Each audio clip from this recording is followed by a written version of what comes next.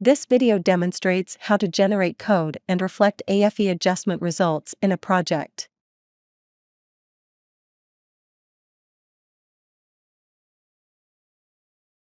Adjust AFE and monitor the results of AFE adjustment using the features in the red frame.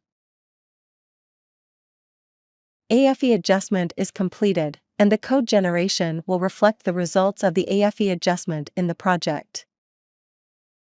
Double-click configuration.xml in the project to launch FSP configuration.